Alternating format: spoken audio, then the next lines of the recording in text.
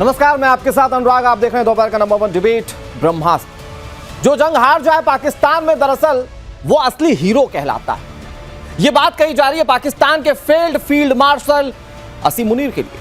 6 महीने में लगातार 2 बड़े प्रमोशन लेकर ऑपरेशन सिंदूर में भारत के हाथों करारी हार झेलने वाला असीम मुनीर, उसके लिए खिताबों की झड़ी सी लग गई। हार कबूल करने की बजाय असीम मुनीर ने प्रमोशन का सेहरा पहन लिया। पहले फील्ड मार्शल बना, अब पाकिस्तान का चीफ ऑफ डिफेंस फोर्सेस बनने जा रहा है असीम मुनीर। मुनीर को यह प्रमोशन देने के लिए पाकिस्तान की हुकूमत संविधान संशोधन तक कर रही है। इसीलिए तो कहा जा रहा है कि जो पाकिस्तान में करे सरेंडर, पाकिस्तान का वही सिकंदर। ब्रह्मास्त्र में आज इसी मुद्दे पर करेंगे डिबेट, लेकिन सबसे पहले पाकिस्तान में कैसे संविधान बदला गया है और वहां रिएक्शन क्या है लोगों को, वो देखिए। वाह रे पाकिस्तान! मई में भारत से 4 दिनों की सैन्य झड़प में ऐसा धूल चाटा कि अब संविधान ही बदलने जा रहा है, सिर्फ इसलिए ताकि आर्मी चीफ असीम मुनीर को चीफ ऑफ डिफेंस फोर्सेस का नया ताज पहनाया जा सके। वही असीम मुनीर जिसे पाकिस्तान पहले ही फील्ड मार्शल बना चुका था और अब तीनों सेनाओं का सुप्रीम बॉस बनाया जा रहा है। यानी वो शख्स जिससे पाकिस्तान की सरहदें नहीं संभली, अब वो पाकिस्तान में पूरे डिफेंस सिस्टम की कमान संभालेगा।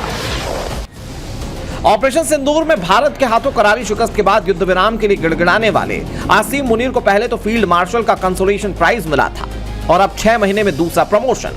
और पाकिस्तानी कह रहे हैं कि मुनीर की ताकत इतनी बढ़ जाएगी कि वो पाकिस्तान में एक तरह से खुदा हो जाएगा। पाकिस्तान में राजनीति तो पहले से ही सेना के इशारों पर चलती आई है, लेकिन अब लगता है कि सेना खुद अपनी नाकामियों पर तमगे लटकाने में लगी है। लेकिन इन तमगों की हकीकत पाकिस्तानी आवाम को भी पता है, तभी तो असीम मुनीर के खिलाफ पूरे पाकिस्तान में आवाज बुलंद हो रही है। गो होम असीम मुनीर के तराने गाए जा रहे हैं। सोशल मीडिया पर ये तस्वीरें वायरल हैं। इमरान खान की पार्टी के एक social media handle PTI Canada official से उसके खिलाफ वीडियो पोस्ट किए जा रहे हैं, जिसमें इमरान खान और उनके परिवार के लोगों की आवाज में असीम मुनीर की लानत मलानत की जा रही है। जो जंग हार गए वही हीरो कहलाए। पाकिस्तान में मुनीर के प्रमोशन से तो ऐसा ही लग रहा है और ये नया फॉर्मूला शायद दुनिया में पहली बार इजाद हुआ है। यानी असल में पाकिस्तान में नाकामी ही नई काबिलियत बन चुकी है। Bureau report, times now, Navbharat. दुनिया का पहला मुल्क पाकिस्तानी है जहां नाकामी एक नई काबिलियत बन चुकी है। मतलब सोचिए ना कि ये जो असीम मुनीर है, जो आने वाले समय में चीफ ऑफ डिफेंस फोर्स होने वाला है पाकिस्तान का, हाल फिलहाल में भारत से पिटा। वहां बलूचिस्तान में आर्मी को लगातार पीट रही है बलूचिस्तान की जनता। दूसरी तरफ अफगानिस्तान आके दिखा रहा है, पीस डील नहीं करवा पा रहा है असीम मुनीर। लेकिन इनाम के तौर पर क्या मिल रहा है? पाकिस्तान की सबसे बड़ी पोस्ट, पाकिस्तान की सबसे बड़ी पदवी ये असीम मुनीर को मिलने जा रही है। भाई क्यों? वहां की जनता भी ये सवाल पूछ रही है। हालांकि राजनीतिक पार्टियों में इतनी कुवत नहीं है पाकिस्तान में कि वो इस पर सवाल पूछ पाए, क्योंकि कैबिनेट जिसको ये प्रस्ताव पर अड़ंगे लगाने थे वो कुछ कर नहीं पाए। पक्ष विपक्ष सब राजी हो गए, पीटीआई तो थी नहीं, तो उनको तो कहीं काउंट ही नहीं करना था। लेकिन पाकिस्तान में सब एक बात पर मान गए कि भाई जो है सर्वे सर्वा है वो असीम मुनीर है। एक तरीके से कहिए कि पाकिस्तान के नए अब्बू हैं असीम मुनीर। हमारे साथ इस पर बातचीत के लिए कई सारे मेहमान जुड़ गए, उनसे तारुफ आपसे करा दें। हमारे साथ सुशील पंडित जी जुड़ गए जो कि कश्मीरी एक्टिविस्ट हैं और पाकिस्तान के तमाम हालातों को बहुत बारीकी से देखते हैं, बहुत गहनता से देखते हैं। बहुत बहुत स्वागत सुशील सर। हमारे साथ कर्नल यूएस राठौर जी जुड़ गए जो कि डिफेंस एक्सपर्ट हैं। हमारे साथ बेहद खास मेहमान आरजू काजमी जी जुड़ गई हैं जो कि पाकिस्तानी जर्नलिस्ट हैं, पाकिस्तानी पत्रकार, और कम से कम आरजू जी में ये कुवत है कि वो सच को सच बताती हैं। बहुत स्वागत आरजू जी आपका। हमारे साथ मुकीम अहमद जुड़ गए, पाकिस्तानी पत्रकार। हमारे साथ उज़मा कादर जी जुड़ गई हैं जो कि पाकिस्तान मुस्लिम लीग नवाज की नेता हैं, और हमारे साथ इरशाद अहमद जी जुड़ गए जो कि पीएमएलएन के नेता हैं। सभी मेहमानों का बहुत बहुत स्वागत है। शुरुआत में इरशाद जी आप ही से करता हूं। इरशाद जी वैसे टीवी में दिख नहीं रहे कहीं भी, इरशाद जी हैं कि नहीं है? तो मैं आऊंगा ना, आप लीजिए कैमरे पे, मैं आ जाऊंगा, मैं बैठा हूं आपके साथ, आपको ज्वाइन किया। ठीक है इरशाद जी, बहुत ठीक है इरशाद जी, स्वागत मैं आपका करता हूं। ठीक है, आप दिख नहीं रहे थे, अभी आ जाएंगे आप टीवी पे। इरशाद जी आ गए, देखिए वाह आप तो प्रकट हो रहे हैं भाई। बहुत बहुत स्वागत आपका और बहुत बहुत बधाई आपको कि आपको एक ऐसा पद मिल चुका है पाकिस्तान में, उस पद पर एक ऐसा व्यक्ति मिल चुका है जिसने पिछले कुछ महीनों में सिर्फ गवाया है पाकिस्तान के लिए, और आज उसको पाकिस्तान की सबसे बड़ी पदवी मिल गई। थोड़ा बताइए सर पाकिस्तान की जनता को और भारत की जनता को भी, वो जो 5-5 मेडल लटकाए चलता है ना फील्ड मार्शल असीम मुनीर, वो किस लिए दिए गए? और ये इतनी बड़ी पदवी भाई संविधान से ऊपर खुद को रखने वाले असीम मुनीर ने खुद क्रिएट की, ये क्यों दी गई है? बहुत शुक्रिया। देखिए अनुराग, मैं आपको एक अर्ज करूं, मेरे फील्ड मार्शल हाफिज आसिम मुनीर साहब ने अपने से 10 गुना दुश्मन को ऐसा मजा चखाया कि दुनिया का हीरो बन गया। सिर्फ पाकिस्तान का हीरो नहीं है, आलम इस्लाम का हीरो, पूरी दुनिया का हीरो। और आपका मोदी जी जीरो। आप मुझे ये बताइए, 5 माह से मैं मोदी जी को तलाश कर रहा हूँ। मैं तो जगह जगह हिंदुस्तान हो आया, 3 दफा नहीं मिल रहे, गुम हुए हैं। सुनिए, आसिम मुनीर पर डिबेट है इरशाद जी। नहीं, मैंने आपको बोलने दिया। आप मुझे पता है, आप भले ही शहबाज शरीफ की पार्टी को सपोर्ट देने वाले या सरकार के नेता हो, लेकिन मुझे पता है कि मुल्ला मुनीर के अगेंस्ट में आप नहीं बोल पाएंगे। आप बोलिए, मुझे इससे दिक्कत नहीं है। भारत की व्यवस्थाओं पर बोलने का अधिकार आपको नहीं है सर। अनुराग, मुझे बोलने देंगे? मैं प्लीज सर, प्लीज। नहीं, मैं कह रहा हूं, मैं जानता हूं आपके पास वक्त कम है इस डिबेट में, आप बोलिए ना। मैं ये चाहता ही हूं कि मुझे 1 मिनट पूरा बोलने दीजिए। Please sir, please. आपने मेरे अजीम आर्मी चीफ हाफिज आसिम मुनीर साहब पे बात की, आपने मेरे पाकिस्तान पे बात की, मेरे वजीर आजम पाकिस्तान मियां मोहम्मद शहबाज शरीफ साहब पे बात की। देखिए, पाकिस्तान के वसी तर मफाद के लिए, पाकिस्तान की कौम को अजीम तर बनाने के लिए एक अजीम लीडर, एक अजीम आर्मी चीफ की हमें जरूरत है इस वक्त, जिसने धूल चटाई हिंदुस्तान को। वो हमारा इस वक्त लीडर है, हमारा हीरो है और पूरी दुनिया का हीरो। कहां धूल चटाई सर? सोशल मीडिया पे? देखिए, सोशल मीडिया पे नहीं। मुझे बताइए, वजीर आजम का मैंने सवाल किया तो आपकी सरकार का वो कौन सा नेता था जो इंटरव्यू में कह रहा था सोशल मीडिया पर प्लेन उड़ते हुए देखे थे जिसको गिरा दिया था? कौन सा नेता था सर? बड़े बड़े प्रोफाइल वाला नेता है। देखिए, मैंने आपसे कहा, मैंने तो सवाल किया कि वजीर आजम कहाँ है। मैंने भी तो वही पूछा ना, कहाँ? सोशल मीडिया पे? सोशल मीडिया पे पाकिस्तान में सब कुछ खुशहाल है। आजकल मेरे वजीर आजम और मेरे आर्मी चीफ ही नजर आ रहे हैं पूरी दुनिया में। हर आएंगे नजर, हर बात पे। भाई क्या दिक्कत है? नहीं, वो नजर क्यों नहीं आएंगे? देखिए सुनिए, आपके प्रधानमंत्री की स्थिति क्या है? अभी हाल फिलहाल में अजरबैजान जाना था, आसिम मुनीर पहले पहुंच गए, शहबाज शरीफ पीछे पीछे आ रहे थे, पता ही नहीं चल रहा था प्रधानमंत्री कौन है। उससे पहले व्हाइट हाउस जाना था, वो सेल्समैन बनकर वो बैग लेकर कौन गया था? आपके प्रधानमंत्री पीछे खड़े थे पिछलग्गू बन के। तो भाई आप जब दिखी आप रहे, जगसाई आप करवा रहे, फजीयत आपकी हो रही है, तो किस पर बोला जाए फिर? देखें, प्रोटोकॉल होता है वजीर आजम का। अगर मेरे आर्मी चीफ ने जाकर के अमेरिका में उनको वेलकम किया तो मेरी खुशकिस्मती है कि मेरे वजीर आजम को मेरा आर्मी चीफ वेलकम कर रहा है अमेरिका जाके, उनसे पहले पहुंच करके। तो कितनी अच्छी बात। दूसरी बात, आजरबाईजान का पूरा डेलीगेशन पाकिस्तान तशरीफ लाया। देखिए, उनकी मोहब्बत, हम नहीं गए तो वो आ गए। अब ये मोहब्बत इतनी बढ़ रही है, पूरी दुनिया, पूरे खित्ते में हम लोग अजीम पाकिस्तान के नाम से मशहूर हो रहे हैं। और पूरे अजीम तो हम पहले थे, अब अजीम तर हो रहे हैं। अब एक ताकत बन के उभरे हैं हम, और हमारी क्यादत कर रहे हैं हाफिज आसिम मुनीर साहब। उनकी क्यादत में वजीर आजम पाकिस्तान मियां मोहम्मद शहबाज शरीफ साहब की क्यादत में, आसिफ अली जरदारी की क्यादत में। अच्छा इरशाद जी, अब तो कम से कम एक बात के लिए तो आप खुश होंगे, अजीमतम पाकिस्तानी। इरशाद जी, आप इस बात के लिए तो खुश होंगे, मैंने आपको बोलने का मौका दिया सर, कहीं रोका नहीं। अब सुनिए सर, स्थिति क्या है कि अभी आपकी इकोनॉमी के स्तर पर आपसे बात कर ली जाएगी। आपका अजीम पाकिस्तान कहाँ है? अभी आप जाके गोद में बैठे थे थोड़ी दिन पहले सऊदी के, उससे पहले अमेरिका की गोद में बैठते थे। ये अजीम पाकिस्तान है सर। जो बलूचिस्तान, जो टीटीपी मारता है ना, जब टीटीपी मारता है तो कई चौकियों पर कब्जा हो जाता है, ये आपका अजीम पाकिस्तान है। जब बलूचिस्तान वाले मारते हैं, आपकी सेना उल्टा भागती है। अभी वो कौन अफगानियों ने मारा था सर? किसकी पैंट उल्टी लटकाई गई थी? किसकी पैंट उल्टी लटकाई गई थी सर? ये आपका अजीम पाकिस्तान है सर, ये आपकी असल हैसियत है। अभी मुझे बोलने दे, मैं जवाब देता हूं आपको। पहले तो ये है कि आप जो ये पैंट उल्टी लटकाने की बात करें, ये कश्मीर में मेरे पुलिस वाले के लिए यूनिफॉर्म, देखिए आपको मैं बता रहा हूँ, इतना सोशल मीडिया देखते हैं, वो सोशल मीडिया पर जो प्लेन ऐसे गिरते हुए देख रहे थे ना, उस सोशल मीडिया पे नहीं देखा? वो पैंट उल्टी लटकी हुई थी, पतलून। वो आपकी सेना, वो 90,000 से ज्यादा सेना लेकर सरेंडर करने वाला दुनिया का कौन सा मुल्क है सर? आप मुझे जवाब देने देंगे या आपने बोलना है? नहीं, देखिए, मैं 10 सेकंड सर, फिर मैं आरजू काज़मी के पास जा रहा हूँ। हाँ बिल्कुल, मेरे पास इतना ही टाइम है। मैं ये कह रहा हूँ कि देखिए, जो ये आप पेंटों की बात करते हैं, यूनिफॉर्म की बात करते हैं, मेरे इदारे के लोग, मेरे सिपाही, मेरे फौज के जवान अपनी आवाम को वायलेंस में जब देखते हैं तो उनकी हिफाजत करते हैं, अपनी जान का नजराना देते हैं, अपने हथियार उनके आगे रख देते हैं कि लो यार, खुदा का वास्ता है, कि आप अपनी जानों का, अपनी फैमिली का, ये कौन सी जान थी जो पतलून के रूप में उल्टी लटक रही थी? खैर ठीक है, okay, let it be, let it be, ठीक है, ओके। आरजू काज़मी जी, क्या पाकिस्तान को ये सीडीएफ मिला है या नया खुदा मिला है मैम?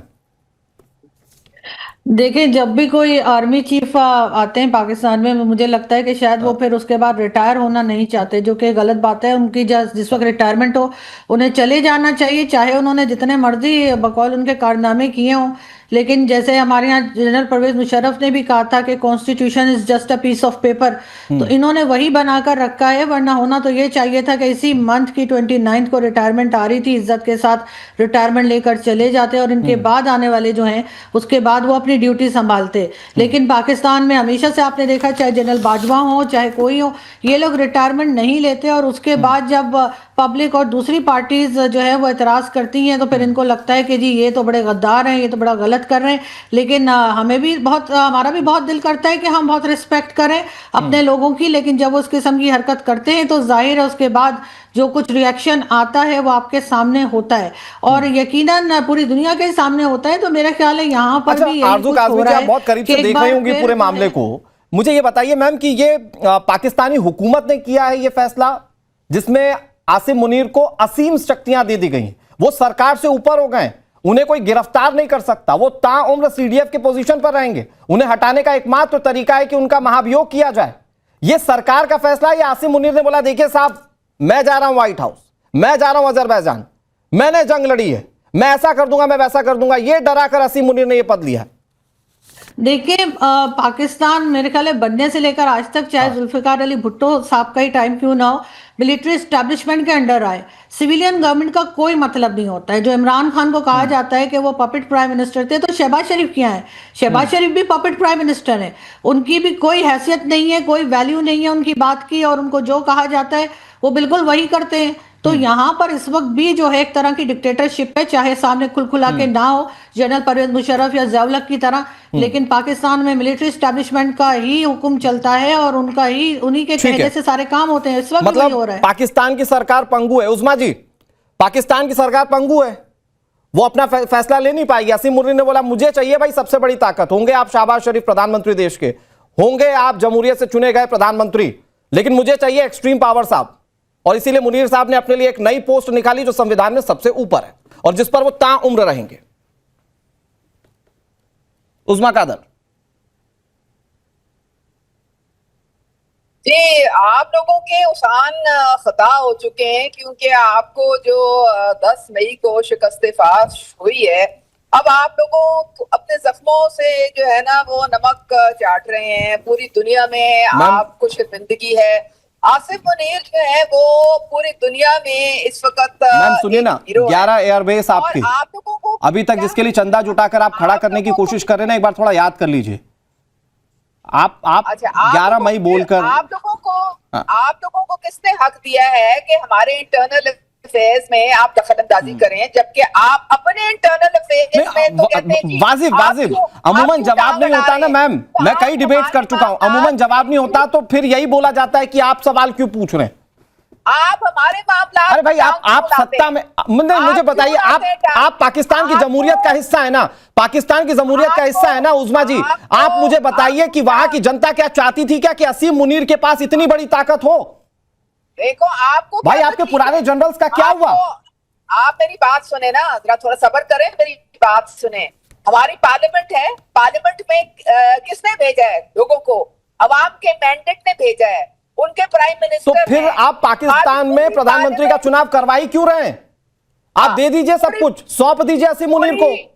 पूरी पार्लियामेंट जो है वो डिबेट करेगी, डिस्कस अरे भाई कल को अगर आसिम मुनीर के खिलाफ, जैसा कि जनरल परवेज मुशर्रफ आपके यहां निकले, जैसा कि उससे पहले अयूब खान निकले, याहिया खान निकले या ज़िया-उल हक निकले, अगर इस तरह की परिस्थितियां बनी तो आप कानूनी कार्रवाई करने की स्थिति में नहीं है उस्मा कादर जी पाकिस्तान के अंदर। आप मेहरबानी करें ना, आप इतने खौफजदा हैं आसिम मुनीर से, आपकी रातों की नींद हराम हुई है आसिम मुनीर का सोच सोच के। हम जाने और आसिम मुनीर जाने, आप कौन होते हैं बीच में टांग अड़ाने वाले? हम जो मर्जी करें, अगर हमारी 2/3 मेजॉरिटी है तरस आता है मैम, पाकिस्तान की जनता पर तरस आता है। मुझे लगता है वहां की जमहूरियत के बीच में आप ये कहते होंगे पाकिस्तान की आवाम सवाल कैसे पूछ रही है, पाकिस्तान की आवाम को हक क्या है। अरे भाई लेजिटिमेटेड क्वेश्चन है, आप इसका जवाब दे दीजिए ना। मुझे बताइए कि कल को आसिम मुनीर अगर जनरल परवेज मुशर्रफ निकले जिन्हों देश से भागना पड़ेगा तो आप कानूनी कार्रवाई कर क्या पाइएगा? आपकी हैसियत क्या रह गई सरकार में रहते हुए? उस्मा कादर जी, आपकी हैसियत क्या रह गई सरकार में रहते हुए? का सामना करना पड़ेगा। आप जो मर्जी रोना पीटना डाल लें, आपके मुकद्दर में सिर्फ शिकस्त लिखी है और वो आसिम मुनीर के हाँ, वो 90,000 सैनिक वो रिटर्न में लिखकर सरेंडर करने वाला देश भारत को बताएगा। रिटर्न में लिखकर किसने सरेंडर किया था मैम? अभी अफगानिस्तान से कौन पीस डील नहीं करवा पा रहा है? ये ऑपरेशन सिंदूर के दौरान पाकिस्तान को फोन करके किसने बोला था साहब बचा लो? दुनिया में बेइज्जती हुई है। वो पता है किसकी बेइज्जती होती है, किसके एयरपोर्ट पे कपड़े उतरवाए जाते हैं, उस्मा कादर जी अच्छे से पता है। दुनिया में किसके यहाँ के बड़े नेताओं को पद से हटने के बाद भागना पड़ता है, ये सबको पता है। कौन आर्मी के इशारे पर कठपुतली बना हुआ, ये सबको पता है। पाकिस्तान सबसे ज्यादा भिखारियों की प्रोडक्शन किस देश में?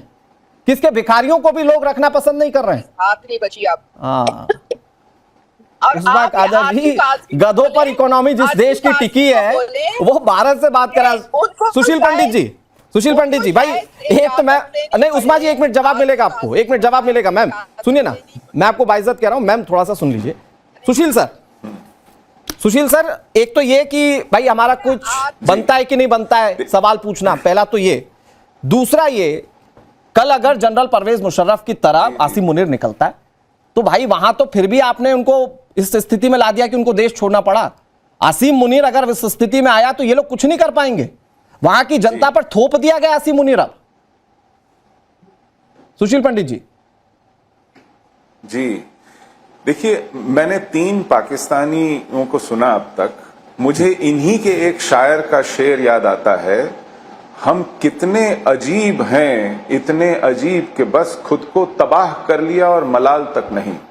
ये आपको आंखें दिखा रहे हैं कि आप टांग अड़ाने वाले बीच में कौन होते हैं जब हम खुदकुशी करने पर आमादा हैं। ऐसे लोग हैं ये हमारे पड़ोस में तबाही हो रही है। ये पूछ रहे हैं कि आप कौन होते हैं इस पर नजरसानी करने वाले, जबकि हमको पता है कि हमें इसी पड़ोसी से बार बार आतंक का सामना करना पड़ता है। इसी पड़ोसी के कारनामों के, इसी पड़ोसी की करतूतों को हमें जिहाद के रूप में झेलना पड़ता है। अब आते हैं मुद्दे पर। इसी पाकिस्तान में आज भी एक chief of the joint staff है आर्मी में, जिसका नाम है जनरल शमशाद मिर्जा। ये उस्मा जी मैं आ रहा हूं आपके पास, आपकी आवाज नहीं आ रही, 50 साल से चल रही है पाकिस्तान में जी। हाँ, ऐसा नहीं है कि कोई जॉइंट चीफ ऑफ स्टाफ नहीं हुआ करता था। यहां पर एक chairman of the joint chiefs of staff committee थी, जिसके जनरल शमशाद मिर्जा थे। ये 1976 में शुरू हुई। पहले चीफ थे मोहम्मद शरीफ, जनरल मोहम्मद शरीफ। इस पोस्ट को अबॉलिश किया गया है। 27 नवंबर से ये पोस्ट अबॉलिश मानी जाएगी। इनके लिए रास्ता हमवार किया गया है सीडीएस बनाने का। तो ऐसा नहीं है कि कोई कोऑर्डिनेशन की कमांड नहीं थी, कोऑर्डिनेशन की कमांड थी, लेकिन उसको खस्सी कर दिया गया था। आर्मी चीफ उसके ऊपर माना जाता था, जबकि बेसिकली सीनियरिटी में आर्मी चीफ उस चीफ के चेयरमैन के मातहत होता है। ये पाकिस्तान की कलाबाजियां हैं। आप कॉन्स्टिट्यूशन को सिर्फ कागज का टुकड़ा बना दें, आप पोस्ट के हायरार्की में भी फेरबदल कर दें, और अब मनमानी तरीके से आप एक तानाशाह को नई गद्दी पे बिठा दें। ये तरीका है पाकिस्तान की जमहूरियत का, उस जमहूरियत का जिसका उस्मा जी कह रही थी कि 2/3 मेजॉरिटी से पार्लियामेंट, ये रबर स्टैम्प पार्लियामेंट है, ये फॉर्म 47 की गवर्नमेंट है। ये तय करती है एस्टैब्लिशमेंट के कौन पार्लियामेंट में बैठेगा, कौन इक्तदार में बैठेगा, कौन प्राइम मिनिस्टर बनेगा। और इसीलिए शहबाज शरीफ जैसा होटल का बेरा प्राइम मिनिस्टर बनता है, जो खुशामद करने के बाद मुंह ताकता है ट्रंप का कि अब हमें बख्शीश दीजिए। ऐसी हालत कर दी है इन्होंने अपनी जमहूरियत की, अपनी सरकार की, अपने वजीर और वो हमसे सवाल पूछ रहे हैं कि हम क्यों इनसे सवाल पूछ रहे हैं। भाई सवाल है, आप जवाब दीजिए कि आपने आज पाकिस्तान की जनता को एक जनरल के अधीन कर दिया है, जो कि पहले फील्ड मार्शल था, अब पूरा पाकिस्तान उसके अधीन हो गया। नदीम जी, आप तो खुद वहां पर सेना में सर्विस दे चुके हैं सर। एक्सट्रीम पावर हमेशा तानाशाही लेकर आती है, और ये आपने तानाशाही थोप दी है पाकिस्तान के अंदर वहां के लोगों के ऊपर। हमने कभी ऐतराज किया कि चाय वाले को आपने वजीर आजम क्यों बनाया? अरे सर, आपने यहाँ लोकतंत्र है सर, यहाँ लोकतंत्र है, यहाँ पर कोई भी प्रधानमंत्री बन सकता है। हमारे लिए बहुत खुशकिस्मती की बात है। सुशील पंडित को साथ में रखिएगा नदीम जी। डेमोक्रेसी वडेरों की तो इसी तरह से आपने कहा कि पैंट उल्टी लटकी हुई है, हालांकि अभी हमने शिवांगी का रुमाल दिखाया, ठीक है ना। तो चीजें हमारे पास भी बहुत है। शिवांगी का डर खत्म नहीं हो रहा नदीम जी आपसे। और अल्हम्दुलिल्लाह वो तैयारे भी आपने देखे होंगे जो गिर गए, ठीक है। मसला सारा ये हुआ है कि पूरी दुनिया का जो प्रधानमंत्री है, जो बड़ा जिसको आप लोग बोलते हैं, जिसकी गोद में मोदी साहब बैठे हुए थे, अमेरिका का प्रेसिडेंट। सुनिए, ऐसा गोद में तो आप बैठे हुए, क्योंकि दुनिया का प्रधानमंत्री तो आप मान रहे हैं। भारत कभी नहीं मानता कि डोनाल्ड ट्रंप दुनिया का प्रधानमंत्री है। ये तो आपने बातों बातों में सच अपनी जुबान से बता दिया कि दुनिया का प्रधानमंत्री पाकिस्तान किसको मानता है, और इससे यह भी साबित हो जाता है कि आप किसकी गोद में बैठे हुए हैं। आपका नाम लिया हमारे चीफ का और उसको कहा कि आपने हमारा हाथी गिरा दिया। अरे हम उस हाथी को ड्रैगन के अगेंस्ट खड़ा करने वाले थे, तुमने हाथी गिरा दिया हमारा। उन्होंने कहा हाथी को उठा के फेंक दो, ये डेड बॉडी हाथी के, तो उठा के उसको फेंक दिया। अब हमें उन्होंने अपने साथ कर लिया। सपने में जीने वाला देश पाकिस्तान है, आप साबित कर रहे हैं नदीम जी। रहने दो। अच्छा फिर देखिए ना, आप बात करते हैं इस तरह की गधों की, इन्हें खुशफहमी है। अरे भाई गधे आप रोक ले, आप बॉर्डर से गधे इधर भेजते हैं, हम यहाँ से उठा के एक्सपोर्ट कर देते हैं, इसमें क्या बुराई है? आप गधे भेजना नहीं सर, हमने आपको कभी नहीं भेजा बॉर्डर से। आई एम सो सॉरी सर, आपको कभी नहीं भेजा गया। मतलब हम गधे कभी नहीं भेजते सर। हम भेजे थे। आपके मुल्क में गधों की कमी नहीं है। उनको माना, और इस बेस के ऊपर सऊदी अरब ने हमारे साथ डिफेंस पैक्ट किया, म्यूचुअल डिफेंस पैक्ट, कि यार यही अब रह गया है अमेरिका और रूसिया, पाकिस्तान दुनिया। सर वो जो म्यूचुअल डिफेंस पैक्ट कह रहे हैं ना नदीम जी, सुनिए ना, उसकी कीमत आपकी परमाणु है। आपको चाहिए कटोरे में भीख और सऊदी को चाहिए परमाणु। ये वो म्यूचुअल नहीं है सर, वो सौदेबाजी किस शर्त पर की गई है ये पूरी दुनिया जानती है।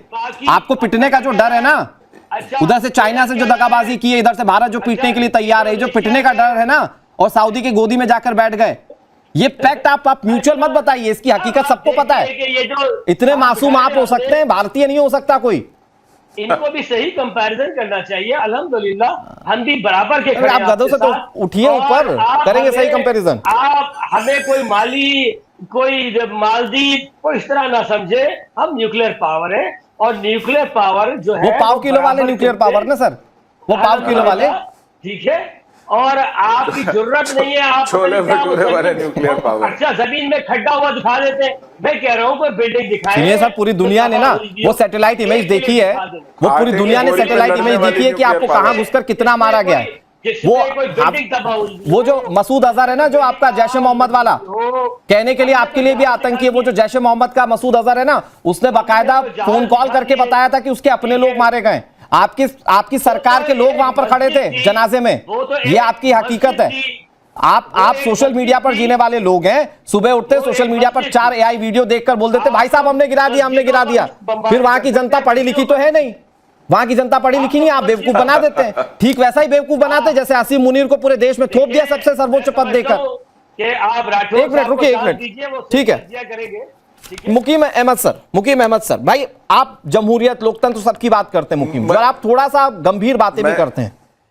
मुकीम सर मुझे ये बताइए कि एक ऐसा देश जहां पर जमहूरियत की बात की जाती है, जहां पर चुनाव होता है, जहां पर लोकतंत्र का सो कॉल्ड दावा किया जाता है, वहां पर किसी को सबसे बड़े ऐसे पद पर बिठा देना जहां पर कोई वापसी नहीं है, जब तक मन करेगा ताउम्र वो व्यक्ति उस पद पर रहेगा, उसके खिलाफ आप कुछ नहीं कर पाएंगे। ये लोकतंत्र के लिए ठीक है पाकिस्तान के? देखिए, ये डेमोक्रेटिक प्रोसेस के थ्रू ही लेजिस्लेशन हो रही है, उसके थ्रू ही वो ऑनर उनको दी जा रही है। और मतलब यह है कि वो उनके कहने पर नहीं दी जा रही, it's through the executive powers of the government, जिसको पार्लियामेंट यूज करेगी। तो उसमें आपके लिए जो इशू है कि जी वो आसिम मुनीरी क्यों, उसकी वजह यह है नहीं, हमारे आने वाले सर नहीं मैं मेरी गुजारिश, आप जिससे इकोनॉमी बढ़ा रहे हैं आप उसको बना दी CDF, हमें क्या लेना देना? अभी सुनिए तो सही, अब आने वाले दौर में जब बच्चे पूछेंगे ना कि हाँ। कितने तैयारे थे ठाकुर, तो आसिम मुनीर की तस्वीर दिखाई जाएगी उन्हें। हाँ। उन्हें बताया जाएगा कि वही ये बेवकूफ है बना वो देंगे जिसने आप, हमारी अगली पीढ़ी को भी औकात बेवकूफ बना देंगे जैसे अभी बना रहे हैं। फिर कोई पूछ लेगा, फिर कोई समझदार जर्नलिस्ट आपसे पूछ लेगा बताइए सबूत, फिर आप कहेंगे सोशल मीडिया पर देखा था जी। अच्छा सुनिए, समझदार, अपने आप को समझदार ना समझें आप सिर्फ प्रोपेगेंडा कर रहे हैं। अच्छा। आप अभी तक वो उस पद के ऊपर कोई फैसला नहीं हुआ, अभी तो सिर्फ एक इशू डिस्कस हो रहा है पार्लियामेंट में, और आपको परेशानी लाहक हो गई कि जी वो आसिम मुनीर क्यों, आपकी छेड़ बन गया आसिम मुनीर। आपके लिए जो है ना कि वो कल को बच्चे भी रोएंगे ना तो इंडिया वाले बताएंगे चुप कर जा, आसिम मुनीर आ जाए। तो आपके लिए बन गया मसला कि भाई अच्छा साहब ठीक इसको कैसे ठीक है, इंटेंस डिबेट में आप मजाक ठीक कर लेते हैं। नहीं, मजाक ही कर लेते हैं, मजाक तो आप लोग आरजू जी को जरा लेकर आइएगा। हाँ। आए। अच्छा हाँ, ये आरएसएस की तर्जुमान है पाकिस्तान में, इनसे अच्छा जिससे डरते हैं उसका नाम ले लेते हैं चुपके है, जिसकी गोदी में बैठते हैं पहले डोनाल्ड ट्रम्प का नाम ले लिया, आरएसएस से डरे आरएसएस का नाम ले लिया, तो बात आई जाती है जुबान पे आपके। देखो, या आप उनके तर्जुमान इंडिया में है ना, जिस तरह इसी तरह ये पाकिस्तान में, तो there is no difference between both of you. मुद्दे पर आइए सर। मुद्दा तो यही है कि आसिम मुनीर छेड़ बन गए, आपकी भी और आरजू काज़मी की भी। आसिम मुनीर ने क्या कहूं, सुनिए सर, ऐसा है, एक मिनट मुकीम जी, अच्छा आपने आसिम मुनीर की बात की, यही फ्रेम रखिएगा। आसिम मुनीर, मैं बताऊं दर्शकों, ये वो व्यक्ति है जंग एक नहीं जीती, इतने बड़े बिल्ले लेकर चलता भाई। दूसरी चीज ये है, दूसरे देश में जाकर एक ब्रीफकेस लेकर किसी भी राष्ट्राध्यक्ष के सामने खड़ा हो जाता है, साहब ये खरीद लो। ये सेल्समैन वाली स्थिति है, और ये हम नहीं कह रहे सेल्समैन वाली स्थिति है, ये इन्हीं के देश के लोग कह रहे थे। लेकिन आरजू काज़मी साहब, मैं पाकिस्तान पर कभी कभी तरस आता है भाई, ये एक तो वहां की आवाम को ऐसे गर्त में धकेलने जा रहे हैं जहां से वापसी का कोई रास्ता नहीं है, इसके बावजूद मानने के लिए तैयार नहीं है। देखिए, यहाँ पे कौन मानेगा और पब्लिक के हाथ में क्या है। आपने देखा ही है कि जिस वक्त नवाज शरीफ साहब का मैंडेट था तो उस वक्त इमरान खान प्राइम मिनिस्टर थे, जिस वक्त इमरान खान का मैंडेट है तो उस वक्त शहबाज शरीफ साहब प्राइम मिनिस्टर हैं। अब कोई बताए शहबाज शरीफ साहब कहाँ से आके अचानक से प्राइम मिनिस्टर बन गए और इमरान खान कहाँ गए। ये तो सभी ने देखा है, किसने जुल्फिकार अली भुट्टो को फांसी दी, किसने नवाज शरीफ को 10 साल मुल्क से बाहर रखा, उसके बाद 5 साल मुल्क से बाहर रखा, फिर इमरान खान को जेल में डाला। तो ये तमाम चीजें तो सबको समझ में आ ही रही है कि मिलिट्री एस्टैब्लिशमेंट कितनी स्ट्रांग है यहाँ पर। उसके बाद ये कहना कि नहीं जी ये फैसले तो हमारी पार्लियामेंट कर रही है और ये फैसले तो हमारी आवाम कर रही है। मुझे अफसोस होता है उन लोगों के ऊपर जो पाकिस्तान से आके इस किस्म की बातें करते हैं। ठीक है, आप डिफेंड कीजिए, बिल्कुल कीजिए, आपका हक है, लेकिन कम से कम आप ऐसी चीजों पे तो डिफेंड ना कीजिए जिससे आपके मुल्क को नुकसान हो रहा है। आज आप देख लीजिए 78 ईयर्स में हमारी क्या हालत हो गई है, और उसके बाद कंपैरिजन छोड़ दीजिए कि भारत में क्या हो रहा है और पाकिस्तान में क्या हो रहा है। आप सिर्फ ये देखिए कि 78 ईयर्स में 50% से ज्यादा लोग हमारे पॉवर्टी लाइन के नीचे जा चुके हैं, लेकिन किसी को कोई परवाह नहीं है। ये पार्लियामेंट भी एक तरह से पपिट है, जैसे इमरान खान को कहा जाता था कि ये इलेक्टेड प्राइम मिनिस्टर नहीं सिलेक्टेड प्राइम मिनिस्टर है। वही हालत इस वक्त शहबाज शरीफ साहब की है। लेकिन ये लोग क्या करें बेचारे, इनको यही बात करनी होती है, इन्हें हर चीज में डिफेंड करना होता है, वरना जिस दिन हमारे लोग बात सही को सही और गलत को गलत कहना शुरू करेंगे उस दिन पाकिस्तान ठीक हो जाएगा। ठीक है मुकीम जी, जल्दी से। ये पाकिस्तानी आरएसएस की तो तर्जुमान है। मैं इन्हें बताऊं कि इस वक्त जितने सीएम है ना इंडिया में, उनमें 12 ऐसे हैं जिनके ऊपर रेप और मर्डर के भी इल्जाम है, जिनकी अरे ये फर्जी डेटा नहीं मुकीम अहमद जी, आप फालतू की बात कर रहे हैं, ये फालतू की बात कर रहे हैं आप। I am so sorry, I can't endorse the false news. मैं मेरी डिबेट में ये फालतू की बातें मैं नहीं चलने दूंगा। ये जबरदस्ती की पता नहीं कहां से पढ़कर आ जाते हैं आप, ये इस तरह की बातें मत कीजिए मुकीम जी। मैंने बोला आप गंभीर व्यक्ति हैं तो उस गंभीरता को बनाए रखिए। ये मदरसा छाप मुकीम, वही मदरसा छाप पूरी आवाम को बनाना चाहते हैं। मुल्ला मुनीर को थोप तो दिया है, वही मदरसा छाप आवाम को बता तो रहे। एआई वीडियो दिखा के देखिए साहब गिरा दिया, वो भी खुश है, ऐसे ऐसे करके खुश है वो भी। राठौर सर, मैं आ रहा हूं मुकीम जी, आ रहा हूं, take a break sir. Rathore sir, लेकिन पाकिस्तान का इतिहास सर उस पर नजर डालना बहुत जरूरी है। अयूब खान अपने अंतिम दिनों में भाई तानाशाह थे, अपने अंतिम दिनों में नजरबंद कर दिया उनको। याह्या खान जंग हारे, बेइज्जती हुई, थू हुई पाकिस्तान में। जियाउल हक प्लेन क्रैश में मारे गए। मतलब मुशर्रफ, सभी का हाल यह हुआ कि इन लोगों को at the end of the day Pakistan में जगह नहीं मिली। या तो इंतकाल हो गया या चले गए। क्या उसी डर से बचने के लिए मुल्ला मुनीर ने अपने लिए एक ऐसी पोस्ट बनाई जिसको कोई हाथ ही नहीं लगा सकता? होंगे प्रधानमंत्री राष्ट्रपति पाकिस्तान के अंदर, लेकिन सबसे बड़ा अगर कोई रहेगा तो वो मुल्ला मुनीर रहेगा। क्या वो पाकिस्तान का इतिहास देख के ये सब कुछ तय किया उसने? देखिए, ऐसा है कि अभी तक मैं सब कुछ सुन रहा था और सबसे बड़ी जो मतलब दया आती है, पीटी की बात यह है कि जो सिविलियन लीडर्स हैं या वहाँ के जो पत्रकार हैं, वो इस मूव को इतनी शिद्दत के साथ डिफेंड कर रहे हैं कि ये बिल्कुल सही है। एक मिनट के लिए छोड़ दीजिए कि ऑपरेशन सिंदूर हुआ है या भारत के साथ आपकी अदावत, उससे छोड़ दीजिए। मैं ये कह रहा हूं कि आपके साथ रातों रात इतनी बड़ी चोरी हुई और आपने हथियार डाल दिए फौज के सामने और उसको आप डिफेंड कर रहे हैं। एक मोहतरमा है जो कि कहने की हिम्मत रखती है, जिसके अंदर रीढ़ की हड्डी है, बाकी आप सब के सब उसे डिफेंड कर रहे हैं। आपके राइट्स चोरी हो गए, आपके कॉन्स्टिट्यूशन की धज्जियां उड़ गई और उसको आप डिफेंड कर रहे हैं, खुश हो रहे हैं। तो अगर खुश हो रहे हैं तो बहुत अच्छी बात है, आपने इसको कोरे कागज पे दस्तखत कर दिया है, वो चीफ ऑफ डिफेंस फोर्सेस बन गया है, अब वो आपके ऊपर राज करेगा और वो कर रहा था पहले से भी। बिल्कुल बैक सीट ड्राइविंग जो है, और जिस तरीके से पाकिस्तान की पॉलिटिकल पार्टीज ने सरेंडर किया है वो बहुत ही अफसोसनाक है। उसमें सऊदी अरब का तड़का मत डालिए, उसमें डोनाल्ड ट्रंप का मत डालिए, शी जिनपिंग के साथ अपनी करीबियों को मत बताइए। आप वाकई घर में ही हार गए हैं। समस्या वो है, वो समझने के बजाय आप यहाँ तंज कस रहे हैं कि 6 तैयारे 12 तैयारे, उससे कुछ नहीं होगा। आपने अपने घर में क्या लूज किया है ये देखिए। और दूसरी बात ये बता रहा हूं, जिस दिन असीम मुनीर ने एक नया चीफ ऑफ आर्मी स्टाफ बन गया तो ये वहां भी नहीं रुकेंगे, क्योंकि ये जाएंगे जेल। आज तक किसी भी कॉन्स्टिट्यूशनल अमेंडमेंट ने किसी भी फौजी जनरल को मुआवज नहीं रखा है। सब भाग के जाते हैं या तो सिर्फ दफन होने के लिए वापस आते हैं, जैसे मुशर्रफ आए थे। तो ये तो उनके साथ होगा। अभी वो खुश हो रहे हैं, होने दीजिए।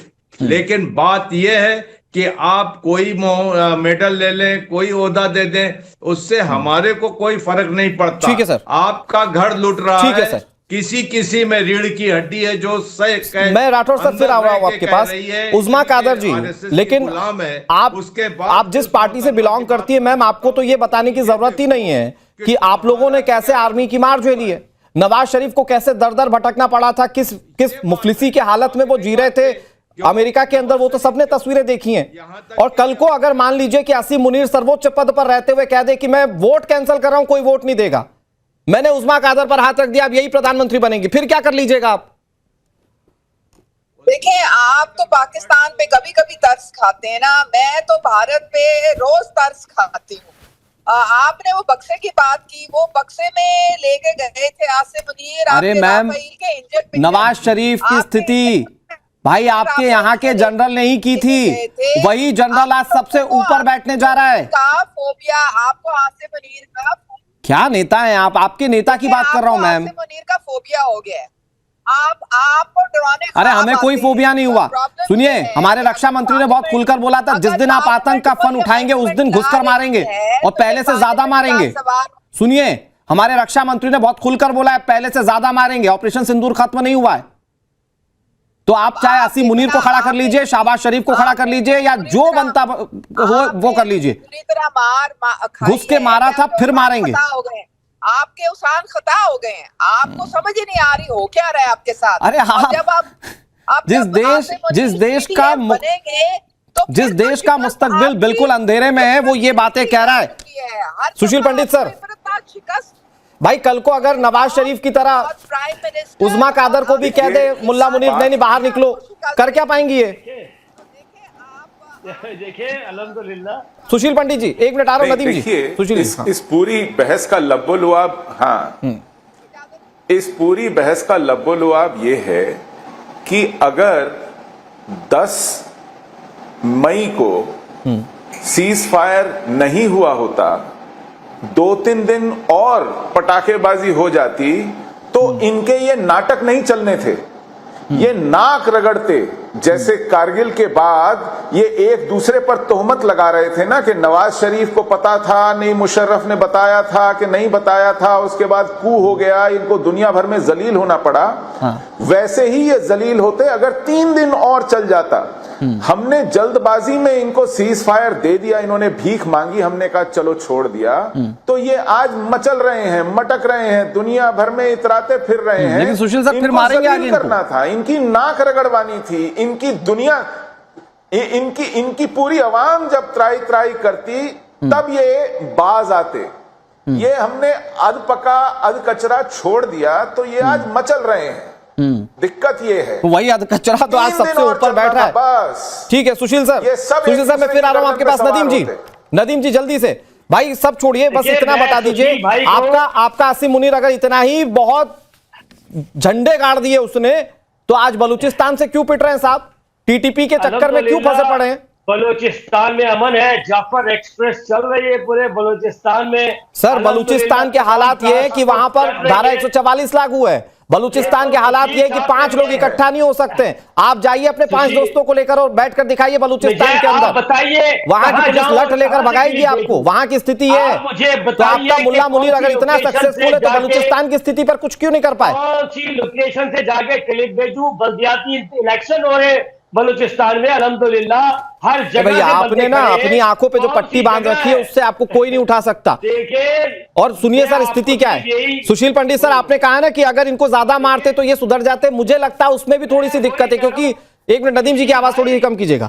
उसमें दिक्कत ये है सर कि इनको नया नया 4G मिला है। अभी पूरी दुनिया 5G 6G के ट्रायल कर रही है, इनको नया नया 4G मिला हुआ है। तो ये क्या सुबह उठते से वीडियो देख लेते हैं और ये खुश हो जाते हैं। उनकी दुनिया सिर्फ इतने तक ही सीमित है। और जैसे ही 1 GB खत्म हो जाता है, 400-500 रुपए खर्च करने की हैसियत तो है नहीं, 1 GB खत्म होता है, वैसे ही पाकिस्तानियों के फोन हो जाते हैं साइड में जी। तो ये स्थिति है। मुकीम अहमद जी जल्दी से, यही देश की जनता को दिखा रहे हैं आप अपने।